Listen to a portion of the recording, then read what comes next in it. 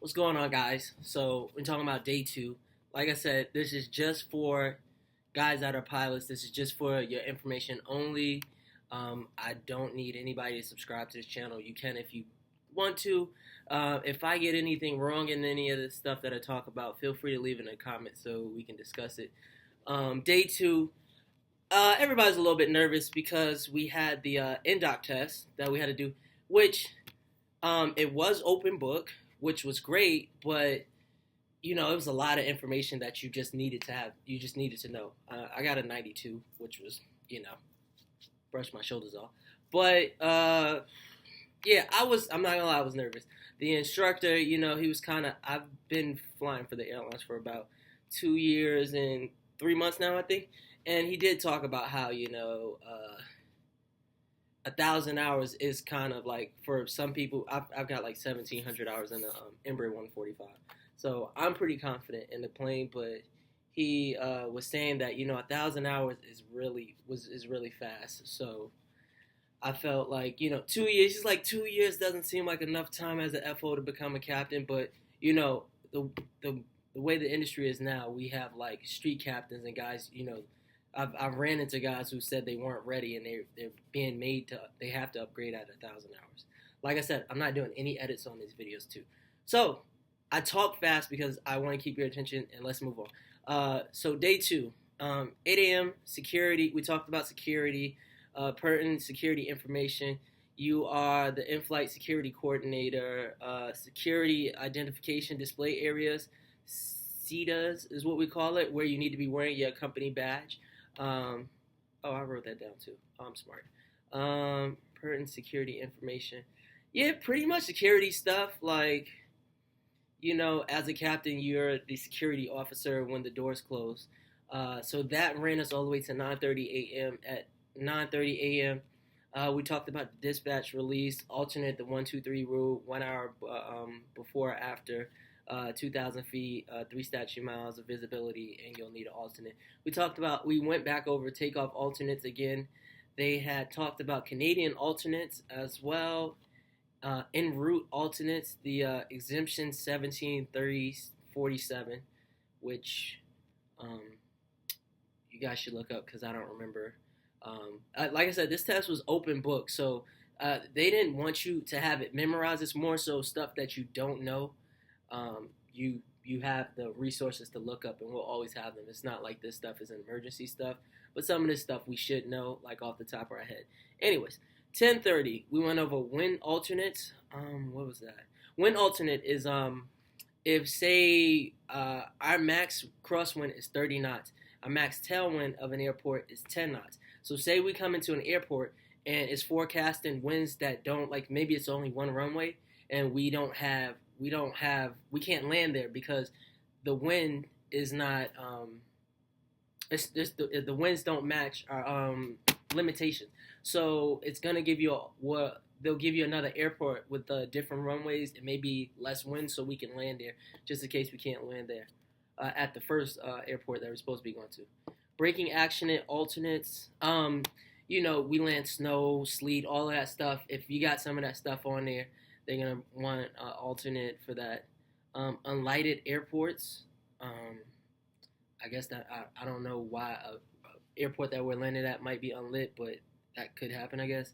They talked about alternate weather requirements, marginal weather, when to amend a dispatch release. If I go on my ops manual, my FOM, my flight operations manual, it gives you a whole list of reasons why we need to amend the dispatch sheet. Maybe they changed the crew, or maybe the plane that we're on was broke and they gave us a new airplane, and so stuff like that. PDC discussions, which is basically your clearance, pre-departure clearance.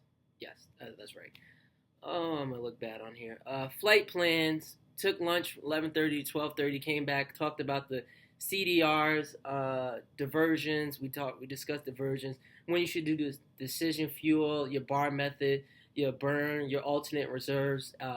Adding that all up together and determine. I think really that was the most important thing that we learned, because today. I mean, we all, as airline pilots, we all should already know that because there's been times where I've had to, signal to a captain that, like I did the bar, I set a timer, and I was like, it's kind of getting close. Like maybe we should make a decision soon.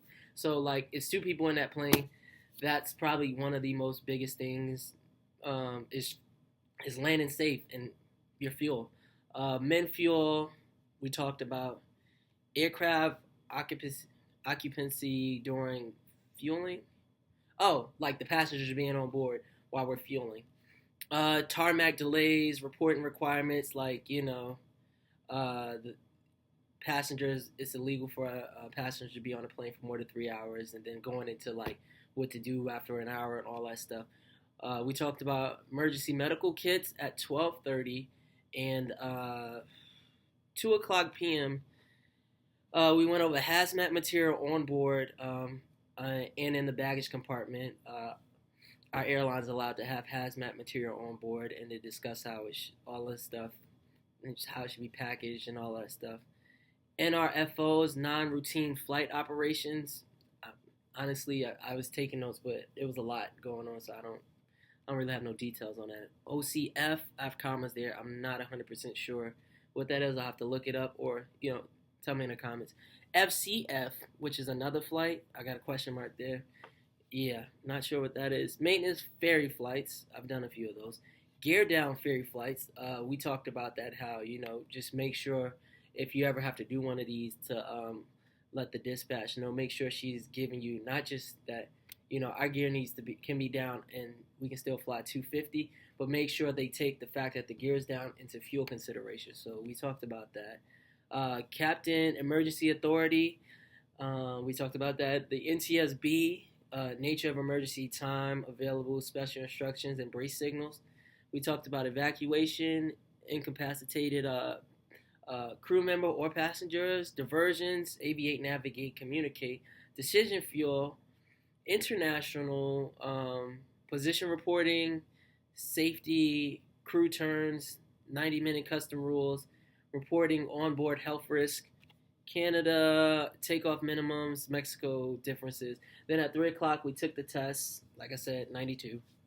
But it was open book, but still, I did all right. Test, and we reviewed it.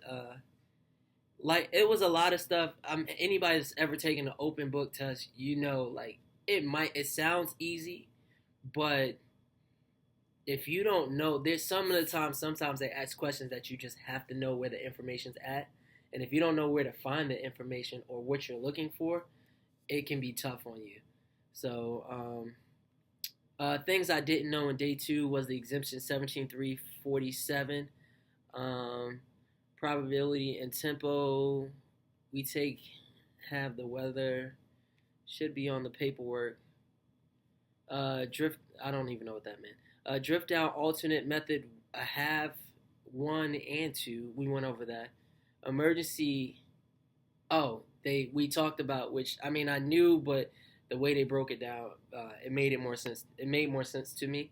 So in an emergency, what you were to think about was there's 2 people inside and there's 2 people outside. And I was like, oh, that's simple. It's 2 people inside. The first officer and the flight attendant. It's like, no, your crew member and the passenger. So you're making announcements, letting the passengers know what's going on, and the crew members. And then the 2 people outside he's talking about was ATC and dispatch. So I thought that was pretty good. That's the end of day 2.